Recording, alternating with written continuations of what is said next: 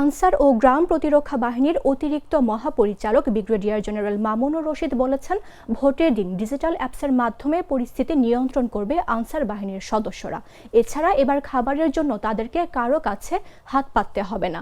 বৃহস্পতিবার সকালে নোয়াখালীর শহীদ ভুলু স্টেডিয়ামের সংসদ নির্বাচনে জেলায় মোতায়েনকৃত 11,000 আনসার সদস্যদের হাজিরা প্যারেডে তিনি একথা বলেন। যেটা আমাদের আনসার বাহিনীর মধ্যে আমরা প্রবর্তন করতে যাচ্ছি, যে ডিজিটাল অ্যাপসের মাধ্যমে জিনিসগুলি মনিটর করা। এদের সবাই কি করবে, যে আপনাদের মধ্যে ছবি করবে অথবা ভিডিও করবে, এরকম দুজন আমাদের আছে, ওরা পোস্ট করে দিবে। পোস্ট করে দিলে কি হবে, যে বাকি যারা স্ট্রাইকিং ফোর্স যারা আছে, যারা কেন্দ্রের বাইরে কাজ করছে, তারা অটোমেটিক রিয়াক্ট করবে।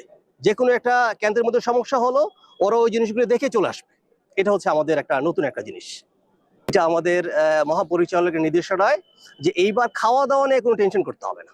এই যে এইখানে নোয়াখালী জেলায় 875টা ভোট কেন্দ্রের মধ্যে 11,375 জন আমাদের আনসার বিডিবি সদস্য যারা নিয়োগ থাকবে, তারা তো একটা সময় দেখা যায় যে নির্বাচনের দিনে খাওয়া দাওয়া কি হবে না হবে এই নিয়ে চিন্তা করে কেউ চলে যেত, আগে চলে যেত, বিভিন্ন জায়গায় চলে যেত।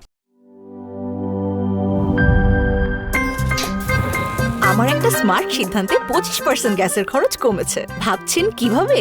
সাধারণ গ্যাস স্টোভ বদলে আমি এনেছি আরএফএল গ্যাস স্টোভ। এর সাইন্টিফিক নজল ও ব্রাস বার্নার ক্যাপ সমানভাবে তাপ ছড়িয়ে রান্না করে দ্রুত। তাই গ্যাসও বাঁচায় 25%, টাকাও বাঁচে 25%। আরএফএল গ্যাস স্টোভ, নিরাপদ ও গ্যাস সাশ্রয়ী।